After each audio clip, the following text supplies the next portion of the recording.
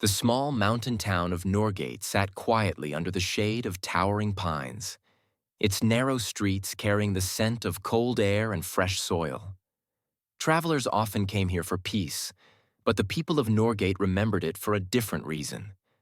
A love story whispered through generations, a tale of two hearts, Adil and Mare. 1. The first meeting.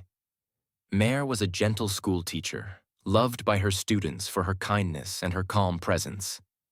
Adil was an engineer from the city, visiting Norgate to work on the construction of a new bridge.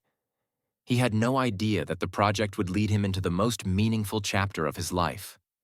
Their first meeting was nothing dramatic. No storm, no accident, no dramatic music.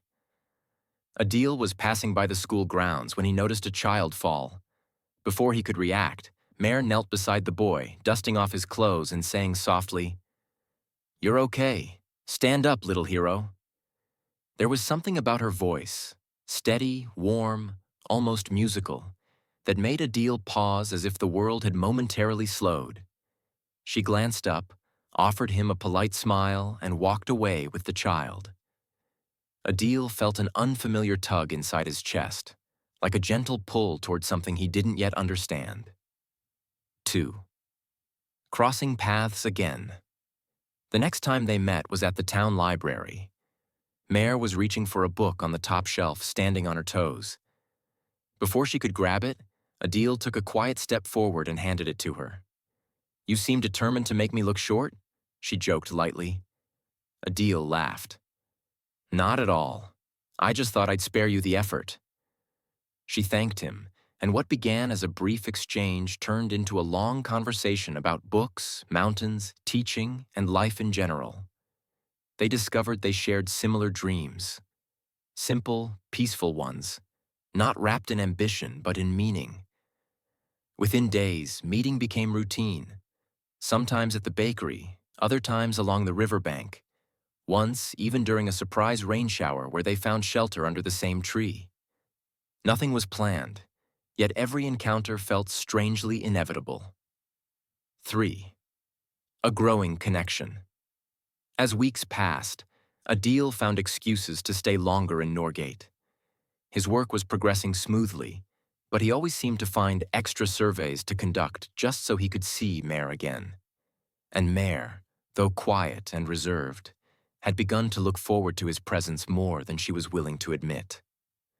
One evening, they walked along the river, the water glowing orange under the setting sun. "Do you ever feel," Adil asked, skipping a stone into the water, "that some people walk into your life to change its direction?" Mare brushed a strand of hair behind her ear. "Sometimes, but usually we don't realize it until much later." "Maybe," he said, "but some things are impossible to ignore." The meaning behind his words was clear, yet gentle, not forceful, not rushed. And Mare didn't shy away. Instead, she smiled faintly, her eyes shining with an emotion she had yet to name. 4. The unspoken fear. But love, no matter how pure, rarely comes without obstacles. Adil's project was ending. He would have to return to the city soon. The thought hung over both of them like a silent cloud. Mare knew people from the city rarely stayed in small towns. Adil knew he didn't want to leave, not without her, but he feared overwhelming her with the weight of his feelings. So they both remained quiet, pretending the ticking clock didn't exist. 5. The day of departure. The bridge was completed. The project was officially over. Adil packed his belongings, each item feeling heavier than it should. Before leaving, he visited the school one last time. The children waved at him, but his eyes searched only for one face. And then he saw her, Mare, standing by the gate, trying her best to hide the sadness in her eyes. "You're leaving," she said softly. "I have to," he replied, "but I'm not sure I want to." There was a long silence between them, filled with everything they had never said. Finally, Adil took a step closer. "Mare, I don't know what the future holds, but I know this. Meeting you has changed me.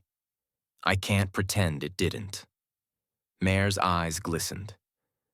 I don't want you to go, she whispered, surprising herself with the honesty of her admission. For a moment, neither moved. The world felt suspended. But duty called, and Adil eventually got into the car. The engine started. Mare stepped back, holding her breath. As the car rolled away, she felt a sharp ache in her chest. A pain that felt like losing something she had only just begun to understand. 6. Love finds its way. A week passed, then 2. The town felt empty without Adil. Mare found herself reaching for the book he had once handed her, only to put it back with a sigh. She tried to distract herself with schoolwork, but her mind drifted back to him again and again. Meanwhile, Adil's life in the city felt strangely hollow. The noise, the lights, the rush, none